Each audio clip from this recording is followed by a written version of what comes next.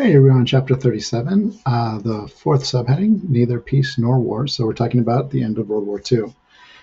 World War II was an incredibly devastating war. We're going to have over 60 million people die from it.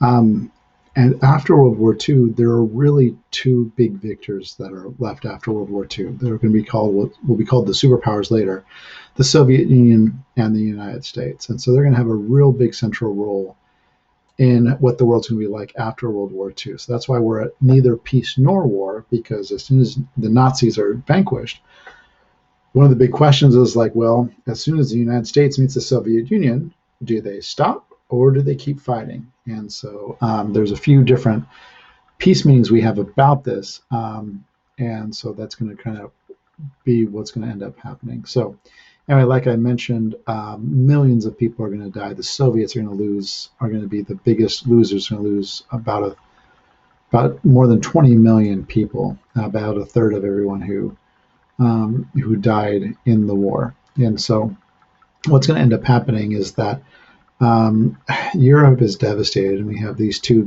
big blocks, basically the Soviet Union, who want to spread communism, and the United States, who want to spread capitalist democracy. So what they decide to do is they have a couple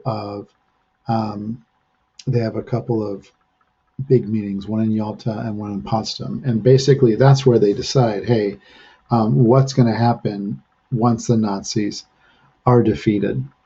So what's going to end up happening is they are basically going to say that they're going to come up to some agreements. They're going to come up with the idea of a United Nations. They're going to come up and agree on the idea that there should be basically war criminals tried in an international court. Afterwards, there's not going to be clemency for the Nazis who are behind this. And so what ends up happening is that they also decide, hey, what are we going to do with all this land, basically, that's reclaimed? And they come up with, essentially, they get a security of at least a agreement in principle that basically once a land is freed from Nazi captivity, we're going to have democratic elections to allow those people to decide what type of government they want. Do they want a communist government, or do they want a democracy, and a capitalistic democracy? And so what ends up happening is, funny enough, basically all the areas that had been liberated by the Soviets decide to have a communist government, and then the everyone that was liberated by the United States wanted to have a capitalist democracy.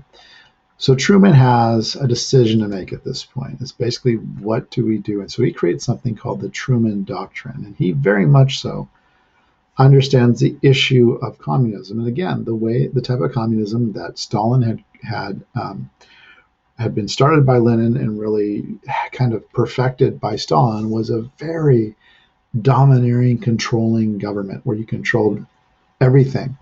And so for the risk of the United States has a choice, is, well, what do we do? Do we go straight to war with the Soviets? And Truman said, well, no, this is awful, but we're not going to go straight to war. He's going to create the Truman Doctrine, which is going to be the idea of trying to contain communism, that, hey, we're not going to go to war over communism, but we will be sending money and we will be supporting countries that do not want to be communist. And that's going to be the beginning of Cold War politics. One subheading left in just a second.